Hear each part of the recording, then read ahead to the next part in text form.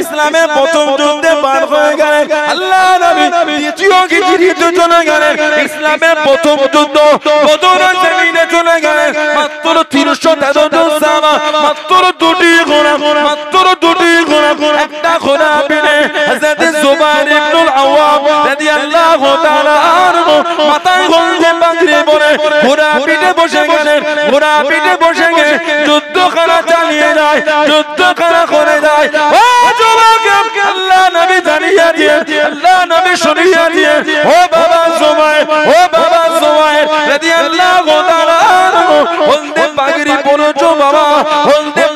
পরেছো বাবা আল্লাহ আমাকে দরবারে এতটা পছন্দ হয়ে গিয়েছে এতটা কবুল হয়ে গিয়েছে ও বাবা জুবাইর আল্লাহ রাব্বুল আলামিন বদরের জমিনে যতজন ফেরেশতা পাঠিয়েছে সবার মাথায় হলদে পাগড়ি পরে সবাই নাজিল হয়েছে জোরে বলুন সুবহান আর একটু জোরে বলুন সুবহান তুমি মাথায় হলদে পাগড়ি দিয়েছো বদরের যত ফেরেশতা আল্লাহ নাজিল করেছে সবার মাথাতেই হলদে পাগড়ি জোরে বলা গেল না জুবাইর তোমার মতন সেজে আল্লাহর ফেরেশতা নাজিল হয়েছে আবু বকর সিদ্দিকের পরের দিনই উনি মুসলমান মাত্র 15 বছর বয়স এত ক্ষমতা আল্লাহ দিয়েছেন একা একদিকে অপর দিকে 1000 হুজুর যুদ্ধ চালিয়ে যেতেন উনি একা 1000 এর সঙ্গে যুদ্ধ করতেন কাফেররা খালি যুদ্ধের ময়দানে গিয়ে খুঁজতো সে হলদে পাগড়িটা কই সুবহানাল্লাহ কাফেররা খালি যুদ্ধে গিয়ে খুঁজতো সে হলদে পাগড়ি কই উনি তো একাই ময়দান ফাঁকা করে ফেলে সুবহানাল্লাহ বললেন জুবাইর ইবনুল আওয়াম রাদিয়াল্লাহু তাআলা দ্বীনের জন্য যে খিদমত আল্লাহু আকবার এত দবদবা আল্লাহ ওনাকে দিয়েছিলেন হযরত ওমর রাদিয়াল্লাহু তাআলা ইসলাম জাহানের তৃতীয় খলিফা যিনি মিশরের যুদ্ধের জন্য পাঠিয়েছেন হযরত আমর ইবনুল আস রাদিয়াল্লাহু তাআলা হযরত আমর ইবনুল আস রাদিয়াল্লাহু তাআলা জানাকে মিশরে যুদ্ধের জন্য মিশরে পাঠিয়েছেন হযরত আমর ইবনুল আস রাদিয়াল্লাহু তাআলা যে আমার ইবনুল আস রাদিয়াল্লাহু তাআলা 15 হিজরিতে কাফেরদের কাছ থেকে খ্রিস্টানদের হাত থেকে বাইতুল মুকাদ্দাসকে আযাদ করে হযরত ওমর ফারুকের হাতে উঠিয়ে দিয়েছিলেন জোরে বলুন না সুবহানাল্লাহ 15 হিজরি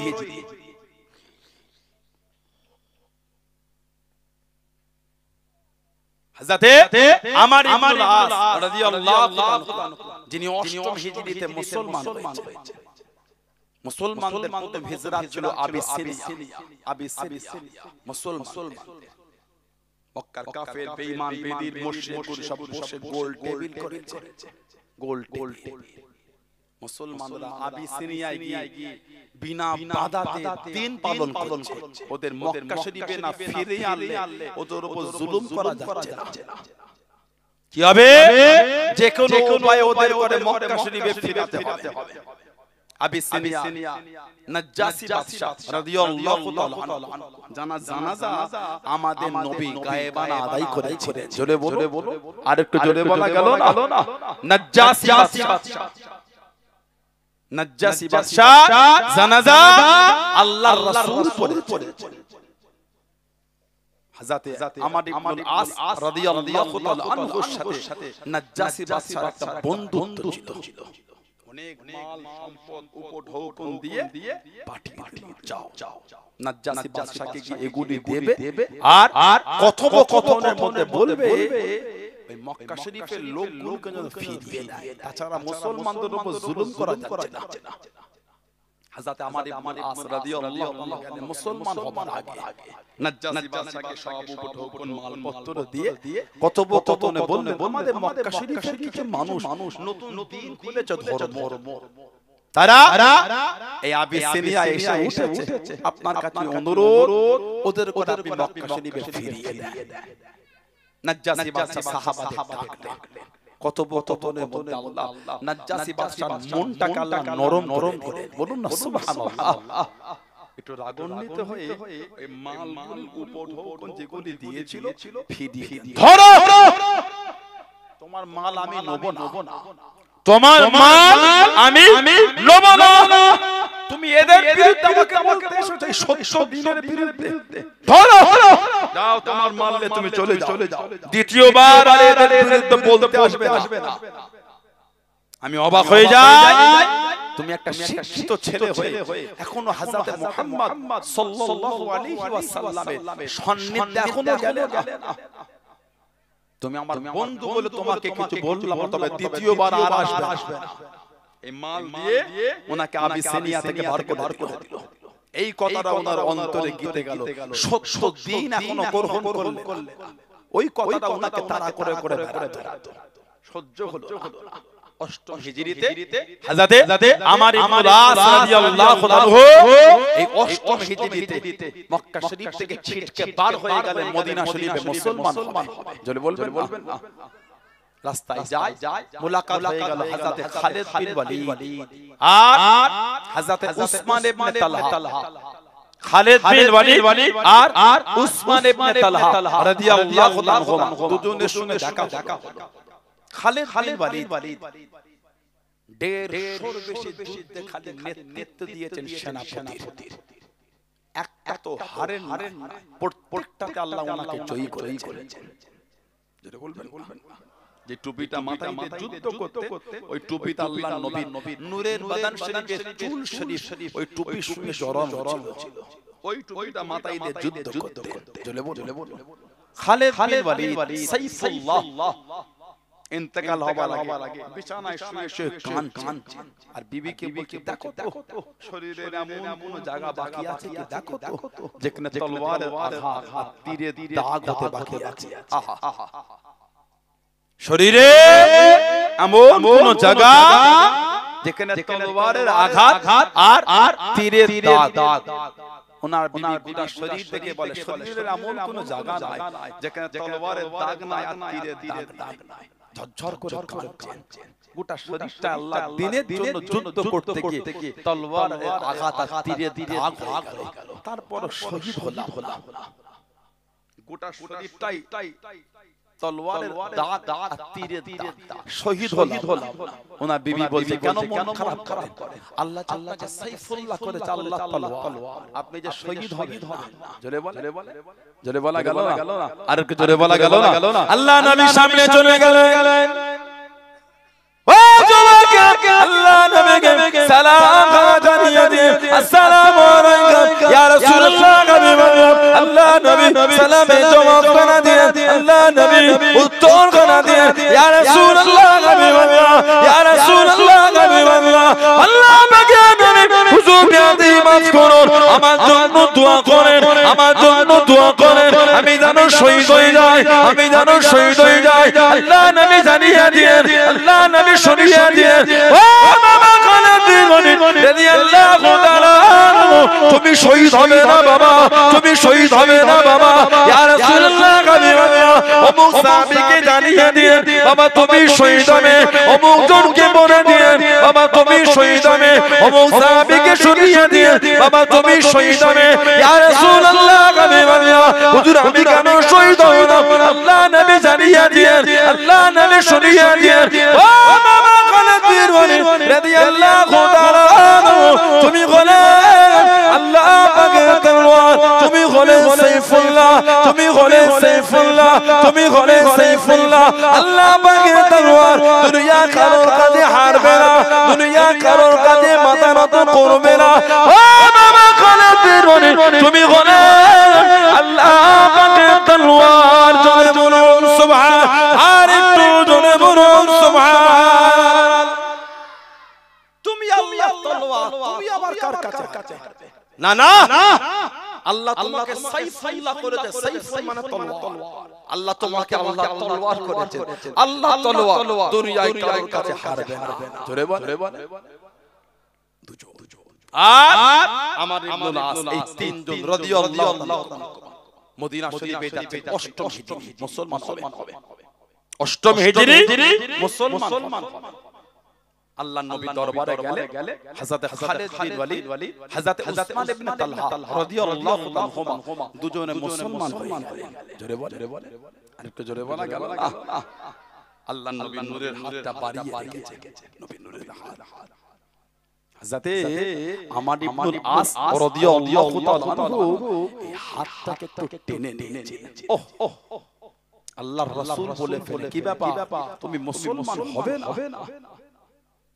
মুসলমান হাত সরিয়ে নিলে হুজুর বিয়াদবি মাফ চাই, মুসলমান হব, তবে আমাকে হুজুর বলতে হবে আমি মুসলমান হলে আমার বিগত জীবনের গুনাহগুলি মাফ হয়ে যাবে। আল্লাহর রাসূল বলে যে ব্যক্তি আল্লাহর দ্বীনে ফিরে আসে বা আল্লাহর জন্য হিজরত করে, আল্লাহ পাক দয়াময় করে তার বিগত জীবনের গুনাহগুলি আল্লাহ সব মাফ করে দেয়। হুজুর মুসলমান হলেন অষ্টম হিজরি। যতদিন নবী পাকের সোহবত পেয়েছে জীবনও কোনোদিন আমার নবীর দিকে চোখটা তুলে তাকায় লজ্জায় দেখতে পারতে না। আল্লাহ নবী দরবারে গেলে চোখটা নিচের দিকে থাকতো, নবী পাকের দিকে জীবনও তাকায় না। হযরতে আমর ইবনুল আস রাদিয়াল্লাহু তাআলা জানাকে হযরত উমর রাদিয়াল্লাহু তাআলা আনহু মিশরের গভর্নর করেছে। মিশরের গভর্নর করেছে হযরত উমর রাদিয়াল্লাহু তাআলা মিশরের গভর্নর। ওনার ছেলে একটা গরিবের ছেলেকে বলতে চলো দুজন মিলে ঘোড়ার রেস খেলবো, ঘোড়া দৌড়। দুজন মিলে ঘোড়া দৌড় খেলে। গরিবের ছেলে জয়ী হয়ে গেল।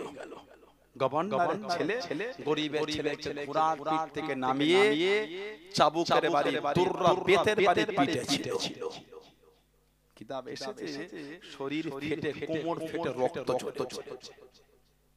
কানতে কানতে বাপকে কি বলা, বাহ আমাকে গভর্নরের ছেলে। কেন না কারণ এটা চলো বিচারটা চলছে হযরত ওমর রাদিয়াল্লাহু তাআলা চলো দরবার ফারুক আজমের দরবারে এসে বিচার দিচ্ছে। হযরত ওমর ইসলাম জাহানের দ্বিতীয় খলিফা, দ্বীনের জন্য যে খিদমত, আল্লাহু আকবার। সাপোজ থেকে ব্যবসা থেকে কোন জায়গা লাভ্যাংশ হিসাবে খুশবু এসেছে, খুশবু আতো হযরত ওমর ফারুক মদিনা শরীফের মহিলাদের করে দিয়ে পাঠাচ্ছেন, ছোট ছোট জায়গায় ভাগ করে মদিনা শরীফের মধ্যে বন্টন হবে। উনার বিবি বললেন, হুজুর আমি তো বসে আছি, আমাকে দেন না, ওই আতরটা জায়গায় ভাগ আমি করে দিই। হুজুর বললেন, কেন হুজুর? না হুজুর আমাকে দেন না। বারবার যখন বলে হুজুর তখন বললেন আমার বড় ভয় হয়, আমায় ভয় হয়। কেন না তুমি যে শীতে আতরগুলো ঢেলে ভাগ করবে, তোমার হাতে লাগবে, কাপড়ে লাগবে, আমার ভয় হয় কিয়ামতে যদি আল্লাহ আমার থেকে ওটা হিসাব চায়। ওমর রাদিয়াল্লাহু তাআলা গরিবের মাল তোমার বিবির হাত থেকে তোমার বিবির কাপড়ে লেগেছে, হাতে লেগেছে, আমি ওমরের বড় ভয় হয় সেদিন আল্লাহর দরবারে এর জবাবটা আমি কি দেব? এটা হযরত ওমর বসে কাঁদতেন। লোক জিজ্ঞাসা করতে, হুজুর আপনি তো কাঁদছেন? হুজুর বলতেন ভয় হয়। দরিয়ায় দাজলার কিনারাতেও যদি একটা পশু পানি না পান করার কারণে যদি মারা যায়, ভয় হয় কিয়ামতে যদি আল্লাহ আমার থেকে ওই হিসাবটা নেয়, তোমার জামান একটা পশু পানি না পান করার কারণে মারা গিয়েছে, আমি আল্লাহ তাআলার সেদিন কি জবাব? এটা হযরত ওমর। জোরে বলবেন না? ঈদের দিন সকালে 12 হলে নামাজে যাচ্ছেন, নামাজ ইমাম গোটা পৃথিবীর মুসলিম উম্মার খলিফা, পৃথিবীর আর্ধেকটা যিনি রাজত্ব চালিয়েছেন, জানার নাম শুনলে চোখে দেখলে নয়, জানার নাম শুনলে কাইসারের রোম কাঁপতো ভয়ে।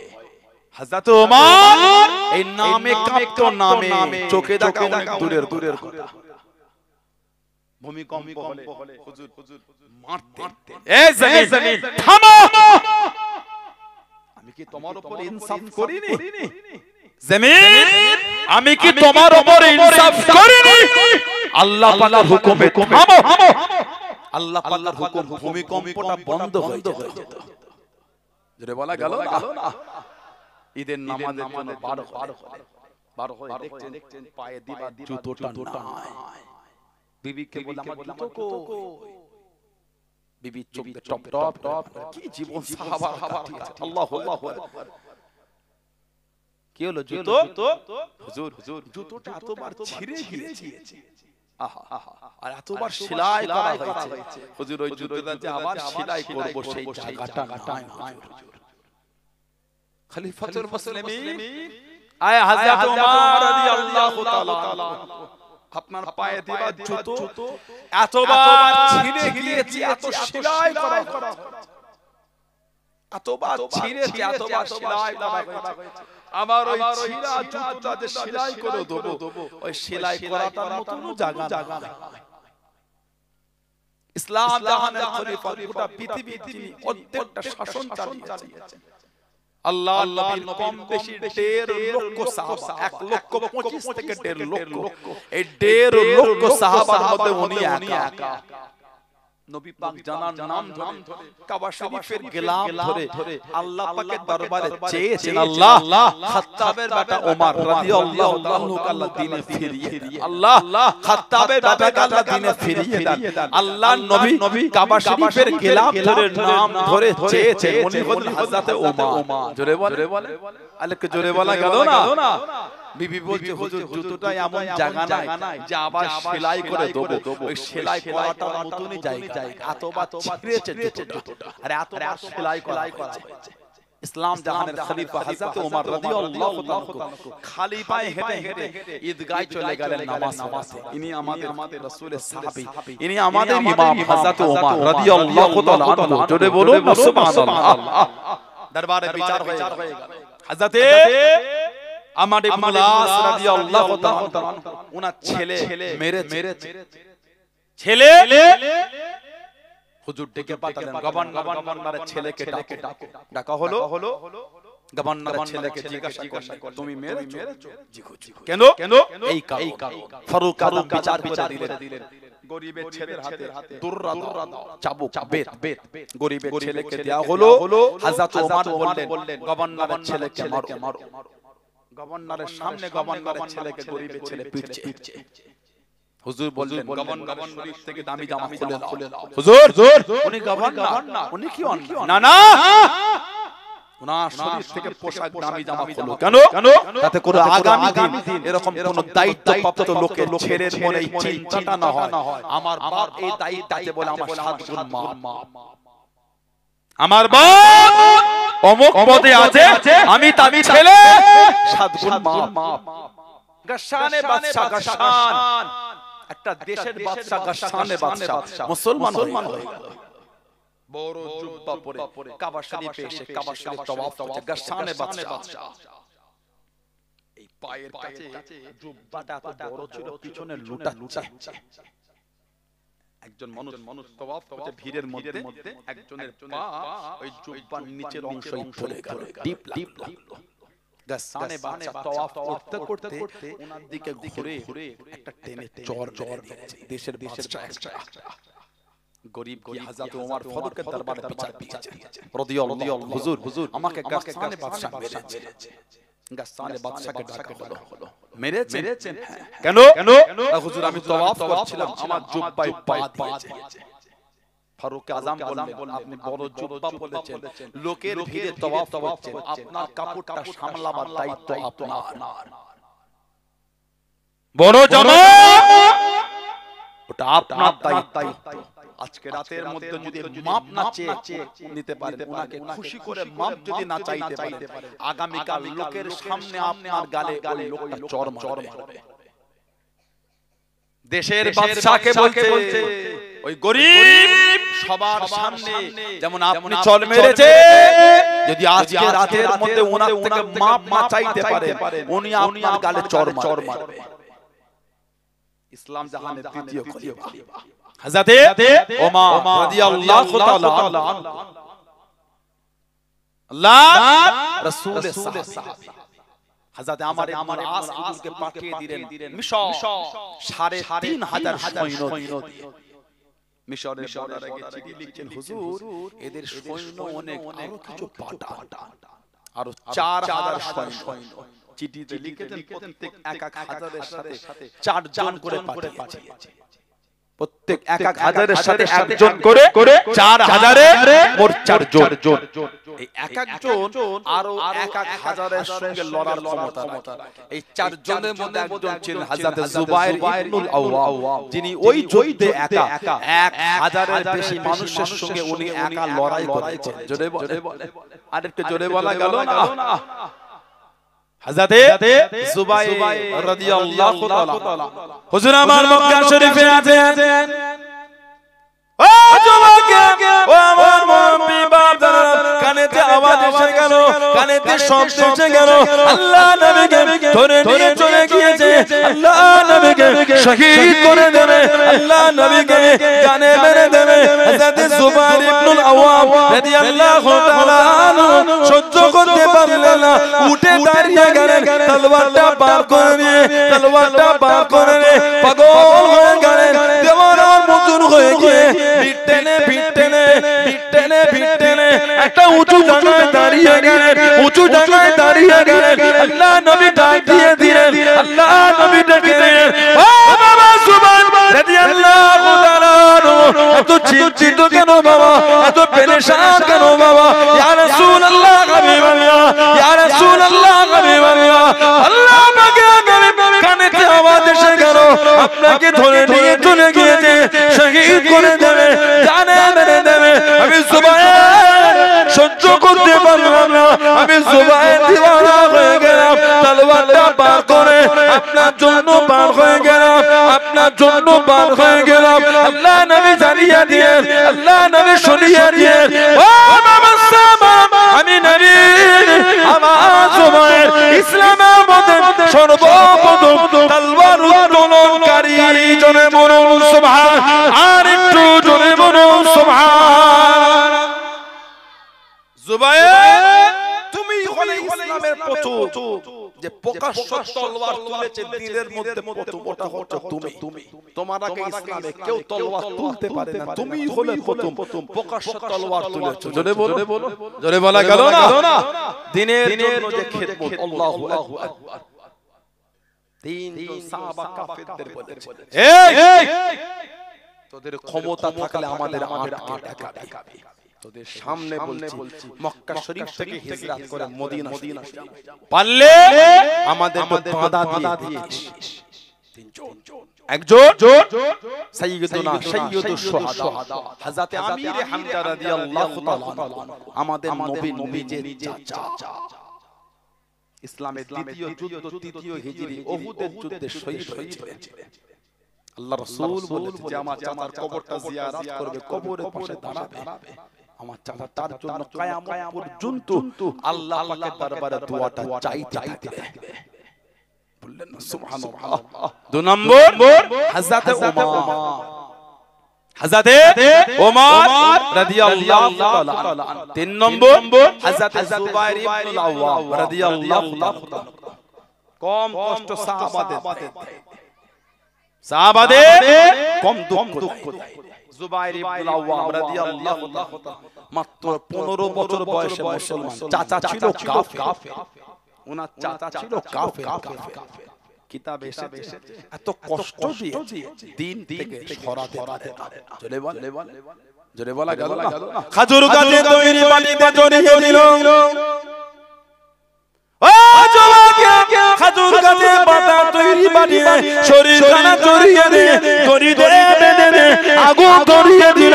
আগুনটা জোরে জোরে একদিক থেকে আর একদিকে পৌঁছে গেল, শরীরের চামড়াখানা পুরে পুরে খসে খসে পড়ে যায়, গোস্তখানা সিক্ত হয়ে গেল, নাক দিয়ে মুখ দিয়ে ধোঁয়াখানা লাংসে চলে গেল। চাচা কাঁপে দাঁড়িয়ে গেল, জুবাইর আল্লাহকে বলে দাও, নবীকে বলে দাও, কলেমা খানা জেনে দাও। ও যুবক, মানা কাকে বলে, মুহাব্বত কাকে বলে, আল্লাহ রাসূলকে কেনা মেনে দে, আল্লাহ রাসূলকে কেনা ভালোবেসে দে। আল্লাহ রাসূল সাহাবী হযরত জুবাইর ইবনুল আওয়াম রাদিয়াল্লাহু তাআলা আনহু চামড়া খোসা শরীরে, গোশত খোসা শরীরে, গোশত সিক্ত অবস্থায় চাচাকে জানিয়ে দিয়ে, চাচা জান, আমি জুবাইরকে যদি মেরে ফেলেন, আমি জুবাইর যদি শহীদ হয়ে যায় আমি জুবায়ের আমার অন্তর থেকে আল্লাহ আল্লাহ রাসূলের মুহাব্বতটা মুছবে না জোরে বলুন সুবহান আর একটু জোরে বলুন সুবহান গোটা শরীর খাজুর গাছের পাতা তৈরি পাটি দিয়ে জড়িয়ে দড়ি বেঁধে আগুন জ্বলিয়ে যুবকগুলো দেখছো যুবকগুলো দেখছো বসে বসে গোটা শরীর দড়ি বেঁধে আগুন ধরিয়ে চামড়া খসে খসে খসে আহা গোশত সিদ্ধ তখন চাচা বলতে জুবায়ের দিন ছেলে তখনও বলছে চাচা শহীদ হয়ে যাব অন্তর থেকে ঈমানের কলেমা মুজবে জোরে বলে আর কে জোরে বলা গেল না সাহাবাদের দেখেন দাবি করলে হয়নি সমাজ আমাদের সুদে গেছে সমাজ সুদে ভরে গেছে বাড়ির মেয়েগুলিও সুদের ব্যবসা করছে নাউজুবিল্লাহ এলাকা ধনী মানুষ ব্যাংকে যেতে হবে না ব্যাংকে গেলে 9% ইন্টারেস্ট তুই আমাকে 5% হিসাবে ধনী মানুষ সমাজে সুদে টাকা খাটাচ্ছে ঠিক বলছি না ভুল বলছি আস্তাগফিরুল্লাহ বলে বাড়ির মেয়েগুলো সমিতি খুলে একটা সরষের দানা পরিমাণ যদি হারাম শরীরে থাকে ইবাদত কবুল হবে না ইবাদত আল্লাহ দরবারে কবুল হবে না ভালো সুদ খেয়ে ফেলেছে সুদে টাকা খাটিয়েছে আল্লাহ দরবারে খালেস দিলে তওবা করে টাকাগুলোকে মিটান নাজাতের কোনো গল্প নাই কে বললো নাজাত আপনাকে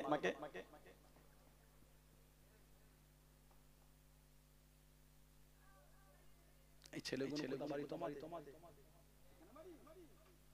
আমাদের গ্রামে বাড়ি হ্যাঁ সত্যি গ্রামে হ্যাঁ কোথা বাড়ি বলো এই কোথা থেকে এসেছো তোমরা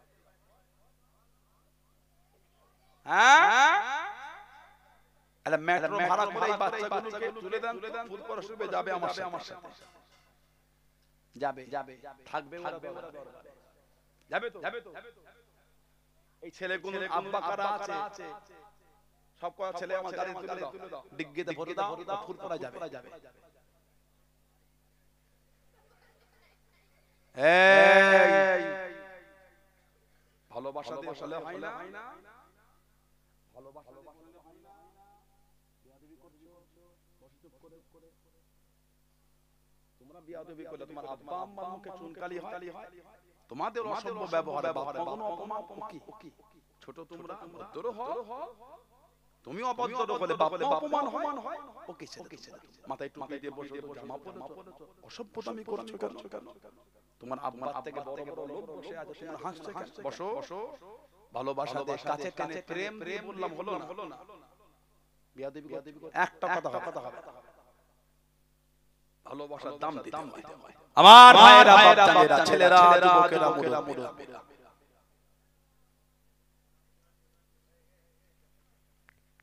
সমাজ যখন কর্মে ভরে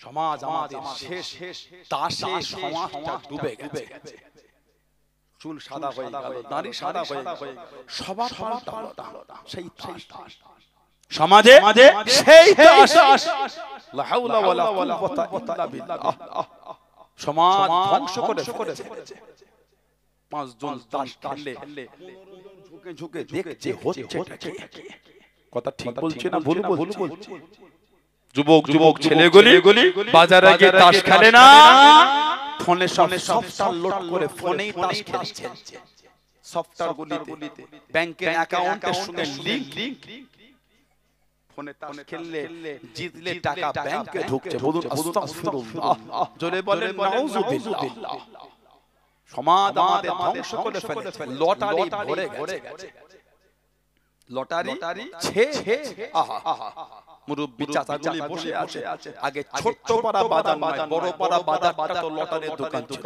না এখন ছোট্ট পাড়া বাজারে পাঁচ জায়গায় বিক্রি হয়েছে কথাটা ঠিক বলছি না ভুল বলছি বলে আল্লাহ দুটো টাকা দিলেন, আল্লাহ দুটো পয়সা দিলেন, আল্লাহ দুটো অর্থ দিলেন, হালাল মালে আল্লাহ দুটো বরকত দিলেন। এইভাবে নষ্ট করবেন, আল্লাহর দরবারে দিতেও সময় লাগে না, নিতেও লাগে না। আল্লাহ দরবারে দিতেও সময় লাগে না, নিতেও সময় লাগে না। কোন সঙ্গে সঙ্গে ফায়া ফায়া হয়ে যাবে। আল্লাহর হুকুমের অপেক্ষা, হুকুম আল্লাহ পাকের হুকুমের গোলাম, বলার সঙ্গে সঙ্গে হয়ে যাবে, একটা সেকেন্ড দেরি হবে। আল্লাহ দুটো টাকা দিলে সবজির ব্যবসা, বিভিন্ন কাজে ব্যবসা বাণিজ্য, কাপড়ের ব্যবসা, সব মেশিন ফেলেছে, মেশিন এদিকে দুর্গির কাজ হচ্ছে না, সেলাই মেশিন রাজ্যে গিয়ে কাজ করছে, কাজের চাপ। হাওড়া জেলার দিক দিয়ে সব কাপড় কাজ নিয়ে আসে তো অনেকে, তারা বোরকার কাজ হায়দ্রাবাদ পাঠাচ্ছে, বোরকা যায় না। গোমা এলাকার নাম করা সব হায়দ্রাবাদের ছেলে বোনাতে বোরকার ব্যবসা করে। কথা ঠিক বলছি না ভুল বলছি? এখান থেকে মাল রেডি হয়ে হায়দ্রাবাদ চলে যায়, রাজ্যে গিয়ে কাজ করছেন। আগামী কাল দুপুরে ট্রেন, এর মধ্যে মালটা পৌঁছাতে না পারলে আবার এক সপ্তাহ দেরি হয়ে যাবে। সারা রাত জেগে কাজ করে। মা ভাত খেয়ে বাসনে ভাতটা বেড়ে একটা বাসনে চাপা দিয়ে ওই পাশে দেখে বাপ খেয়ে নিস। কাজের চাপে ভাতটা খেতেই ভুলে গেল। কারণ জীবনে এরকম হয়েছে, এতগুলি ভাইতে খাইতে হয়েছে, করতে করতে ভাতই খাওয়া হয়। ফজরে যখন আজান হচ্ছে মনে পড়ে গেল ভাত। অনেক সময় ভাতের উপরে প্লেটটা সরিয়ে দেখা যাচ্ছে ভাতে পিঁপড়ে ঘুরছে, খাওয়াই হবে না। কাজের চাপে সারা রাত না খেয়ে কেটে দুটো পয়সা। আল্লাহ দুটো হালাল মালে বরকত দিলে পকেটটা একটু উঁচু হলো, পকেটটা একটু ভারী হলো। সন্ধ্যার পরে আমাদের বাড়ির ওই ভাইগুলো বাজারে বসে ওখান থেকে টাকাগুলো বার করে লটারি কাটে। ঠিক বলছি না ভুল বলছি? নাউজুবিল্লাহ বললেন না, আস্তাগফিরুল্লাহ বললেন না, হাত জোর করে বলি ভালো। নাজাতের কোনো গল্প যা ভাবছেন তা নয়, যা ভাবো একটু ভুল হচ্ছে। সমাজে 16 আনা কবরস্থানে এক্ষুনি গিয়ে দেখে কিছু কবরের বাঁশগুলি ভেঙে ঢুকে গেছে। যা ওই কবরটায় লাইট মেরে দেখবে কবরের নিচে পানি জমে আছে। একদিন আমরাও আমাদের মুরব্বিদের বুকের কাছে গিয়ে একদিন আমাদের কবরের বাঁশগুলি ভেঙে ঢুকে পানি হলে আমাদের কবরও পানি জমে। আল্লাহকে ভয় করে। আল্লাহ পাক বলেছে আত্তাকুল্লাহ, তোরা আমি আল্লাহ আমাকে ভয় কর। নামাজি হন। নামাজ পড়না আমাদের বাড়ির ছেলে। লা হাওলা ওয়ালা কুওয়াতা ইল্লা বিল্লাহ। বোনেরা মায়েরা মেয়েরা নামাজি হন। আবার আমাদের বাড়ির কিছু ছেলে ইদানিং একটু গেঞ্জি পরে মসজিদে যায়।